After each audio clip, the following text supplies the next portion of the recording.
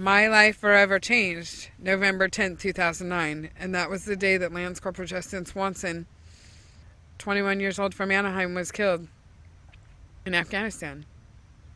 My life changed. That was my first hero mission. I knew that we were at war. I knew that we were losing military members. But I had never sat in the living room with a mother who had just been told that her son wasn't coming home. I can't make it go away, but how can I work with her to honor this hero and this hero's sacrifice, and to help this mother during the most difficult time of her life? Some of the Marines were here, some of the Marines that are dear to me. Marcus Gill, United States Marine Corps, he was there when Justin was killed. So to be able to hug him and to stand next to him and just to tell him that we care and that we're here and that I pray for him every single day.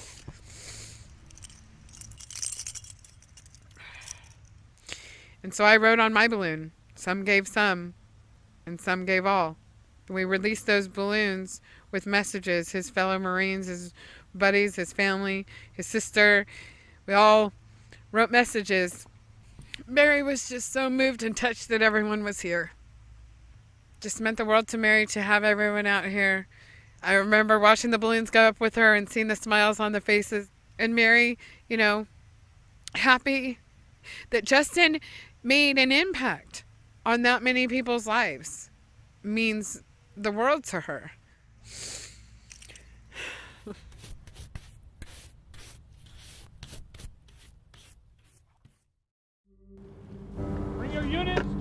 Leading hero missions was a primary role for Laura Herzog as the public affairs officer for the Joint Forces Training Base in Los Alamitos, California.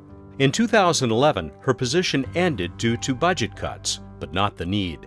Without hesitation, Herzog founded Honoring Our Fallen, a nonprofit organization dedicated to providing support to families of fallen servicemen and women.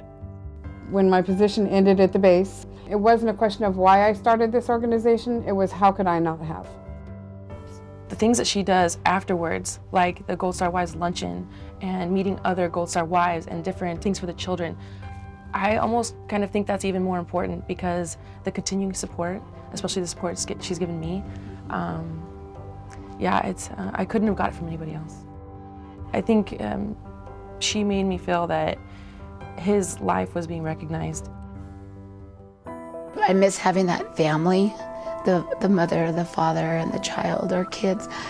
And there, you know that everybody's the same situation, as far as you're not going to see a mom and dad. You're going to see the mom and the child, or the dad and the child. And I know everybody misses that companionship, especially with their spouse, their loved one. When Blue passed, everybody was here, friends, family, neighbors, just everybody.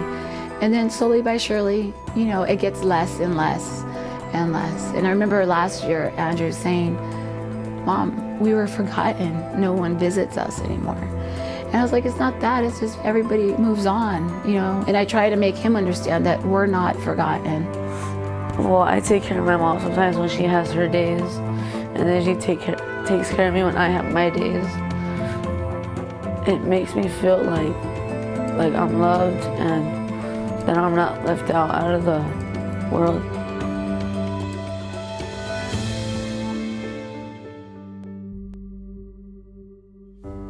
With help from some very special angels, Honoring Our Fallen was able to give Andrew a truly memorable experience as an honorary bat boy for the Los Angeles Angels of Anaheim as part of an Armed Forces Day commemoration event.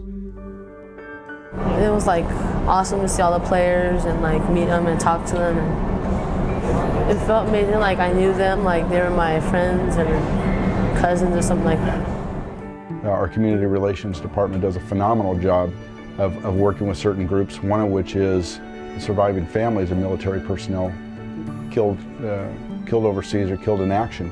And we bring groups down and their families, and I think when you get a chance to interact with those people and see the memory you've helped create, or even for a short period of time, take their mind off what's really troubling them and alien with them, and that will be there the rest of their lives. It's a great opportunity. But I try to remember that, Blue would not want me to be sad, but I know that I have to keep moving. I have to stay strong. Andrew's my rock, so I know I have to make sure that you got to keep going. You got to move on and be strong and move forward. Over 100 classic cars lined up to kick off the first annual cruise honoring our fallen. Car enthusiasts, active duty Marines, and family members cruised through the streets of Long Beach and Lakewood to raise funds and awareness for the organization. One proud father, John Kelsall, drove his son's Jeep in honor of his fallen hero, Lieutenant Commander Jonas Kelsall, a Navy SEAL who was killed in action in Afghanistan. I'm really glad that the community has come out, that we've got people that are coming out and participating and recognizing and never forgetting our fallen. The event turned out really well. There's a lot of cars here, and they had the tanks out there, which was really cool. They actually got to get in the tanks, and then just meeting all the people and stuff like that, it was really good.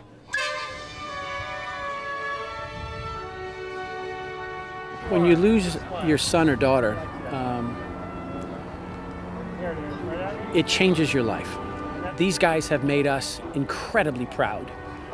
We have an obligation to make them proud.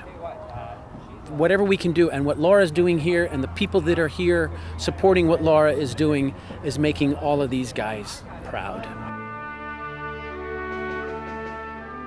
Once that loved one is laid to rest, they have that forever empty seat at that table.